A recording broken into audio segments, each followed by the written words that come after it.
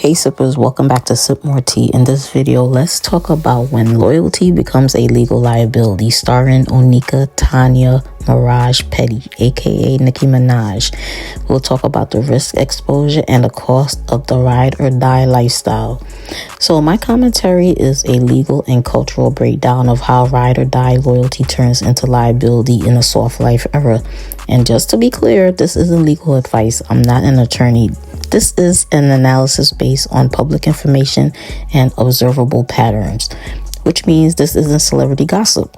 This is a risk analysis because at a certain level of wealth and visibility, your personal relationships stop being personal. They become legal exposure. And what we're watching with Nicki Minaj is what happens when loyalty collides with liability. There's a reason the phrase ride or die is disappearing from women's vocabulary. Women are culturally decentering men and legally recognizing the cost of staying attached to someone else's instability. In fact, someone else's criminal, financial, or immigration issues can become your problem by proximity.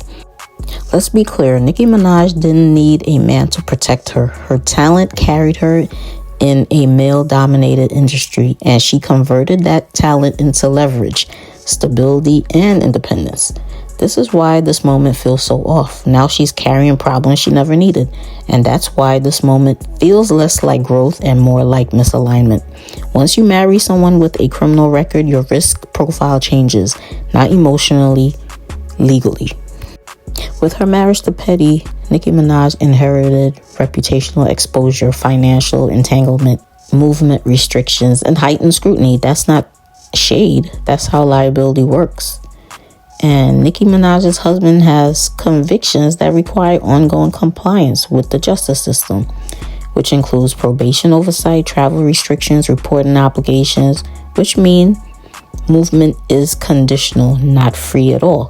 For a global entertainer like Nicki Minaj, that's not just inconvenience, it's operational risk. In legal terms, her marriage introduces friction into travel, contracts, and international work. And risk-averse people don't ignore friction. Now let's talk about immigration, because this is where people misunderstand the stakes. Nicki Minaj is not a U.S. citizen. She is a Trinidad and Tobago national who has lived and worked in the United States for decades. That means her legal right to remain is structured, not automatic. Her husband cannot sponsor her for citizenship due to disqualifying convictions. Her status must remain clean and defensible. When immigration, marriage, and criminal history intersect, the margin for error shrinks. This is not political ideology. This is compliance pressure.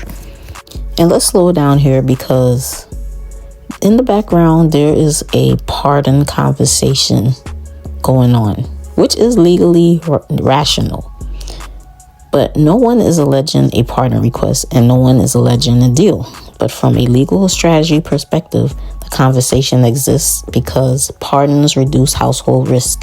A pardon for a spouse lowers reputational exposure. It removes ongoing legal obligations, and it restores freedom of movement and stabilizes finances. And history shows that political clemency has been granted to high-profile, well-connected individuals. So when Nicki appears closer to political power, it reads less like conviction and more like calculation. It reads risk mitigation. And this one point is important. We need to discuss why celebrities choose protection over public opinion. Here's the part most fans don't want to accept. Audiences don't protect you in court. Fans don't insulate you from legal fallout. Power does. When a celebrity perceives heightened exposure, they stop prioritizing popularity and start prioritizing cover. That's why ideology becomes flexible. That's why audiences get sacrificed. That's why legacy becomes expendable. This isn't emotional, it's strategic. At some point, most women will eventually abandon ship from a marriage like this, when that costs them peace, leverage, and their reputation.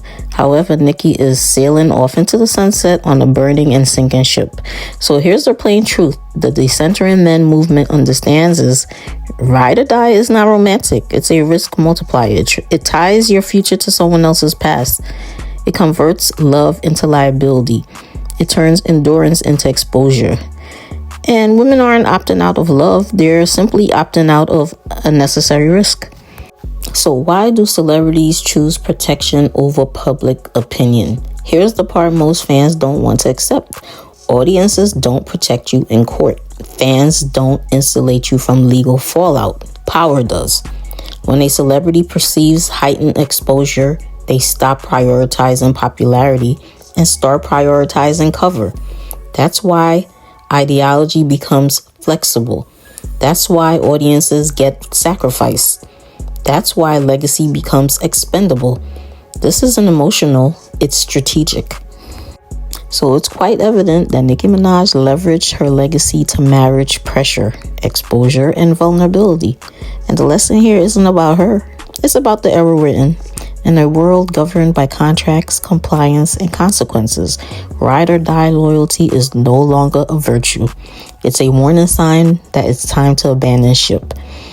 So if this breakdown helped you see the bigger picture, follow this channel for more cultural analysis through a legal and financial lens.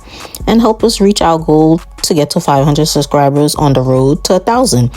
And as always, sip responsibly. I mean, Nicki Minaj, I don't think that's a good role model for 18-year-old black girls. I don't.